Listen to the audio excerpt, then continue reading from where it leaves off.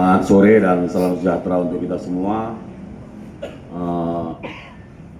Yang saya hormati dari Kementerian Pemberdayaan Perempuan dan Perlindungan Anak Republik Indonesia, yang saya hormati Komisi Perlindungan Anak Indonesia, Kepala Dinas Kesehatan Provinsi DKI, Bapak Kabid Humas, Wadireskrimsus, Kasubdit 4 Tipiter, beserta seluruh penyidik, dan tentu saja rekan-rekan media yang sudah hadir pada sore hari ini yang kami hormati dan kami banggakan.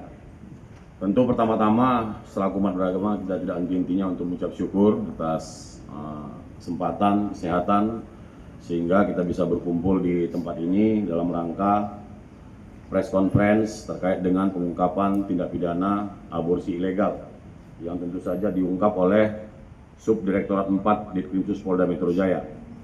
Sebagaimana kita ketahui bahwa perbuatan aborsi ilegal ini merupakan tindakan melanggar hukum ataupun norma-norma hukum yang tentu saja ini berbahaya khususnya di bidang kesehatan. Dan ini membahayakan baik itu keselamatan jiwa ibu dan janin, termasuk juga merusak tatanan nilai-nilai kemanusiaan. Dari sisi kesehatan tentu perbuatan aborsi yang ilegal ini sangat tidak memperhatikan baik itu dari segi kebersihan, kesterilan alat-alat, ataupun prosedur-prosedur yang digunakan pada saat melakukan tindakan aborsi. Kemudian juga dapat menimbulkan berbagai macam ragam penyakit, termasuk infeksi, jamur, virus, parasit, dan lain sebagainya. Sekitar bulan November, tentu berdasarkan informasi dari masyarakat, kami mendapatkan informasi bahwa ada praktek aborsi ilegal yang terdapat di salah satu apartemen di Jalan Jenderal Basuki Rahmat di Kelurahan Cipinang Besar di Jakarta Timur. Kemudian kami melakukan penyelidikan dan dari hasil pengungkapan bahwa diketahui kegiatan aborsi ilegal ini dipasarkan atau disebar ke masyarakat ini melalui website dengan dua nama akun. Yang pertama adalah Klinik Aborsi Promedis dan Klinik Aborsi Raden Saleh. Kegiatan ini berdasarkan keterangan dari tersangka pada saat diperiksa, ini sudah berlangsung sejak dari tahun 2022 atau sekitar 2 tahun lebih. Kemudian kegiatannya pada saat melayani pasien, tentu saja setelah dia terhubung melalui website, kemudian tersambung ke nomor WhatsApp daripada admin. Di situ akan berkomunikasi dan disampaikan syarat-syaratnya. Perlu saya jelaskan bahwa ketika sudah terhubung dan akan berencana melakukan aborsi, maka admin akan memberikan persyaratan. Yang pertama itu adalah melakukan USG, kemudian difoto, dikirimkan ke admin, dan kemudian juga KTP daripada si pasien.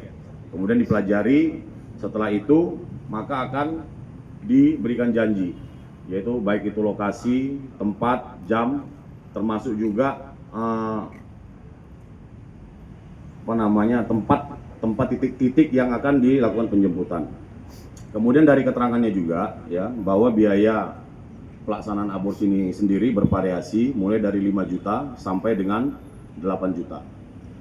Pada kesempatan ini kami akan menyampaikan kronologis penangkapan, di mana pada saat Subdit 4 Tipiter melakukan penyelidikan, kemudian dilakukan penyelidikan mulai dari proses pendaftaran di website, kemudian juga berkomunikasi dengan admin, sehingga melakukan pengamatan di lokasi yang biasanya mereka melakukan praktek aborsi.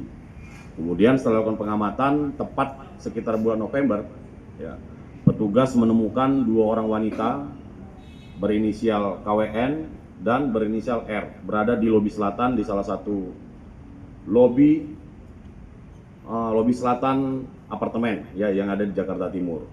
Kemudian setelah diketahui ada salah satu kendaraan Daihatsu Xenia warna hitam dengan nopol B2289 PIU menjemput seorang wanita, kemudian dibawa ke parkiran. Pada saat itu sudah diikuti oleh petugas. Kemudian sesampai di parkiran, kemudian dijemput oleh saudara LN, saudara LN. Setelah dijemput, kemudian masuk ke lift, kemudian naik. Pada saat itu kita belum tahu lantainya. Setelah tiba di lantai, Kemudian saudara LN itu kembali lagi turun.